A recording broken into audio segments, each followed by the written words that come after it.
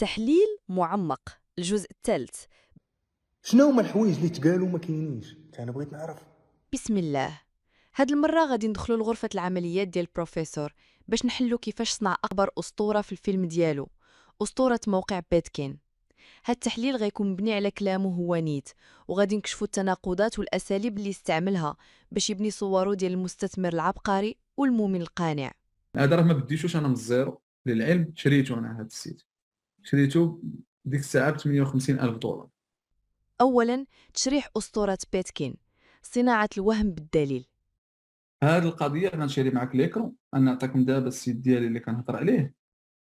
في داك الفيديو الصفراوي بكل ثقة قرر يبارطاجي ليكرو باش يورينا السيت ديالو اللي هو بيتكين، ويورينا البراندينغ اللي وصل ليه. شنو هما الحوايج اللي ما كانش خصهم يتقالوا؟ انا بغيت نعرف. هذا هو السيت، هذا أحسن سيت عندي. طومبليت الراسها راها دابا واصلة شي 180 ألف دولار. هذا هو السيت، سير دخل وطل فيه مزيان. دابا هذا راه ميم طومبليت باش راك خدام، هاد الطومبليت الراسها راها دابا الا جيت نقيمها لك راها واصله لشي 180,000 دولار غير طومبليت. ما كانش عندي بعديرات. هذا راه ما بديتوش أنا من الزيرو، شريته ب 58 ألف دولار. الحقيقة المرة اللي كشفوها الضحايا، هادشي كذبة من أساسه. المالك الحقيقي ديال الموقع نفى بشكل قاطع أنه باعو أو أنه كيعرف الصفراوي. إذن الصفراوي ماشي غير كذب، بل بارطاج الشاشة باش يأكد الكذبة ديالو، وهذه قمة ديال الجرأة في النصب. قبل كل شيء حنا مسلمين. درتي مايند مابينغ. علاش استعمل هاد الكذبة المعقدة؟ واحد، البرهان الاجتماعي الكاذب اللي هو fake social proof. فاش كيوريك سيت نجاح وكيقول لك هذا ديالي، كيعطيك واحد البرهان ملموس على النجاح ديالو. دماغك كيتبرمج على ان هاد السيد واصل كلامه صحيح، هو عارف ان الاغلبيه ما غاديش تمشي تقلب وتفيريفي. جوج، خلق سقف طموحات عالي جدا. ملي كيقول لك الطومبليت بوحدها 180 ألف دولار، كيحط لك واحد الهدف اللي مستحيل توصل ليه. علاش؟ باش إلا فشلتي ما تقولش البروجي اللي عيان، تقول أنا اللي ما قدرت نوصل داك النيفو العالي ديالو. ديما كيلوح عليك اللومة. وبغيت الخبراء، هذوك الخبراء. تبرير الثمن الباهظ ديال الكوتشينغ. فاش كيسمع بنادم هاد الأرقام الخيالية 58 180، ديك الألف دولار اللي كتخلصها كتولي تبان لك بحال شي صداقة. كتولي تقول راه عطاني أسرار ديال مئات آلاف الدولارات ب1000 دولار فقط. راها واصله لشي 180,000 دولار غير طومبليت، واضح؟ ولكن الفلوس تجيب الفلوس. هادشي بحال شي واحد وقف حدا شي فيلا واعره في انفا، وبقى كيصور فيها ستوريات وكيقول للناس شوفوا الفيلا ديالي اللي شريتها ب50 مليون درهم، اللي بغى نعلمو كيفاش حتى هو يدير بحالي يعطيني غير 10,000 درهم. وهو في الحقيقه ساكن غير في بيت في السطح ديال العماره اللي حداها. هو كيبيع لك حلم بالكريدي بالصوره ديال شي حاجه ماشي ديالو. حتى انا راه جيت منزلط، انا راه كنت كنعيش بيت في السطح. شرعنة الكذب بالخبرة الوهمية. الكذبة ما وقفتش هنا، باش يزيد يقويها ويعطيها مصداقية اخترع قصة أخرى أكثر غرابة.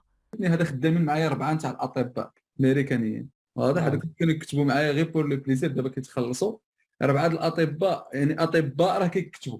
ما كانش عندي بعديرات. خدامين معايا 4 ديال الأطباء أمريكانيين كانوا كيكتبوا معايا غير بوغ لو بليزير، دابا كيتخلصوا. ما يمكنش تكتب انت وانت ماشي طباخ، يا غتجيب طباخ يكتب. ما يمكنش تكتب نتايا وانت ماشي طباخ، يعني ماشي انت كتكتب، لان انت تقدر تكتب انت ماشي طباخ، غير تكذب على عباد الله كما كنا كنديروا ربيتنا حنا في الاربيطراج، فهمتني؟ قبل كل شيء حنا مسلمين. يعني انت يا غتنقل داكشي اللي كاتبو الطباخ، يا غتجيب طباخ يكتب، وحده من هاد الزوج. ما كانش عندي بعديرات. تحليل هاد المسرحية الهوليودية. 1. صناعة المصداقية المستوردة. في المجتمعات ديالنا للأسف مازال عندنا عقدة الأجنبي أو الخبير اللي جاي من برا. ملي كيقول لك أطباء أمريكانيين كيعطي واحد الوزن ومصداقية المحتوى ديالو اللي ما عندهاش وجود. شكون غيمشي يسول دوك الأطباء؟ تا واحد. درتي مايند مابينغ. 2. تملص من المسؤولية. ملي كيجيب سيرة الأطباء كيوصل لك واحد الرسالة، المحتوى اللي عندي راه ماشي تخربيق، راه مكتوب من طرف خبراء. وهكا إلا لقى شي واحد شي غلط في شي وصفة غيقول لك ماشي أنا، راه الطبيب الأمريكاني اللي غلط. 3. تناقض صارخ مع الواقع. هو كيقول لك خاص طباخ أو طبيب يكتب، ولكن هو في الكوميونيتي ديالو كيقول آلاف الناس اللي فيهم البناي والنجار والحداد، مع كل احترام لهاد المهن يلاه كتبوا على الطبخ باستعمال ChatGPT. إذن هو كيقول حاجة وكيدير العكس ديالها تماما. وبغيت الخبراء، هذوك الخبراء. هادشي بحال شي عطار كيبيع لك العشوب وكيقول لك هاد الخلطة راه صاوبها ليا شخصيا أكبر طبيب أعشاب في الصين، وهو في الحقيقة غير جمع شوية ديال الزعتر وفليو من جنب الطريق وخلطهم في ميكا. هو كيديع لك قصة ماشي منتوج. ثالثا، لعبة الرزق والحرام، تلاعب بالدين لتبرير الفشل.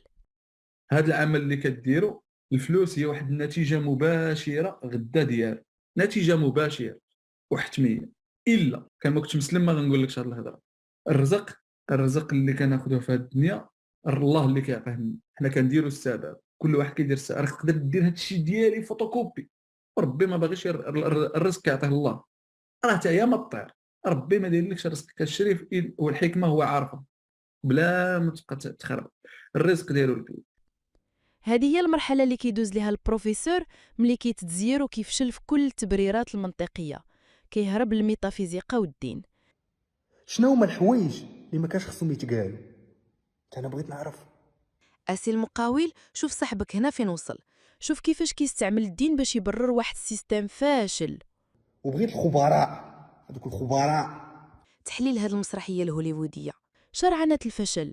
ملي كيفشل شي عضو الجواب واجد، ماشي أنا اللي غلط، ماشي السيستم اللي عيان، راه ربي اللي ما كتبش ليك. هذه أخطر حاجة، حيت كتحيد عليه المسؤولية كاملة وكتحطها على إرادة إلهية ما عندكش الحق تناقشها. كتخلي الضحية يقول أنا اللي ما فياش الخير، أنا اللي ربي ما بغانيش. هادشي كيدمر نفسية بنادم. ثانيا، تناقض مع العلم المادي. في الأول كان كيقول الريتش 1+1 كتساوي 2، يعني كل شي علم ومنطق. دابا ملي تتزير ولا كل شي رزق من عند الله، هو كينتقل بين الخطاب المادي والخطاب الروحاني على حساب المصلحة ديالو.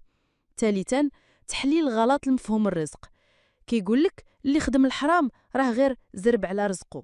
هذا التفسير كيبسط واحد المفهوم ديني عميق.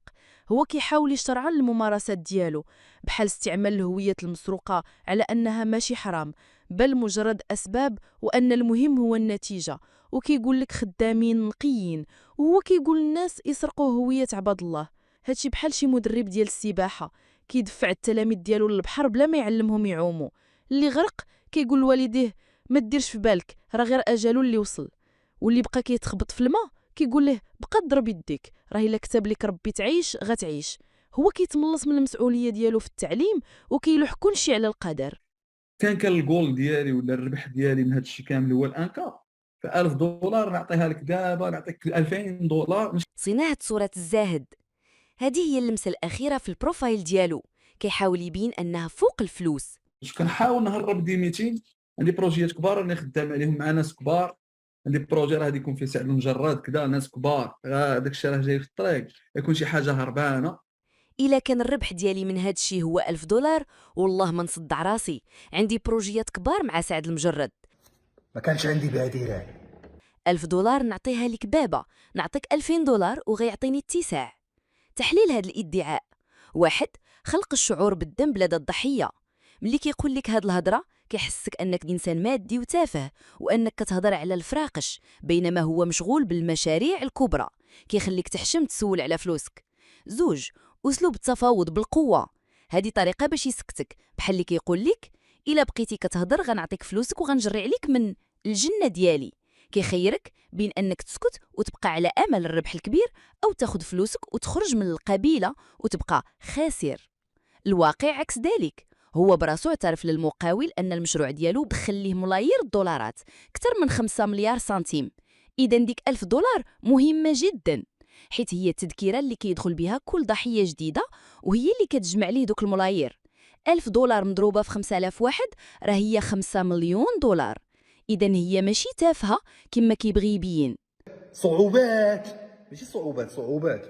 الخلاصة النهائية، هذا الفيديو هو عبارة على كوكتيل ديال الكذوب الصريحة والتلاعب النفسي واستغلال الدين بطريقة بشعة الصفراوي كيبني لراسو صورة متعددة الأوجه، هو المستثمر العبقري، هو الخبير اللي خدامين معاه الأطباء، هو المؤمن اللي فاهم في الرزق، هو الزاهد اللي فوق الفلوس. وكل هاد الأقنعة الهدف ديالها واحد، هو يخليك تدور في الطاحونة ديالو وتطيق أن المشكل فيك انت ماشي فيه هو. والرسالة للمقاول: السي عزيز، مازالين في التحدي. هاد الكلام اللي قالو صاحبك وهاد الأدلة اللي بانت، واش مازال عندك شك أن البودكاست ديالك كان منصة لترويج واحد المنتوج مبني على الوهم والكذوب؟ المسؤولية الأخلاقية ديالك كبيرة، والسكوت ديالك من بعد هادشي كامل كيطرح أسئلة كتر من الأجوبة اللي كتحاول تعطي.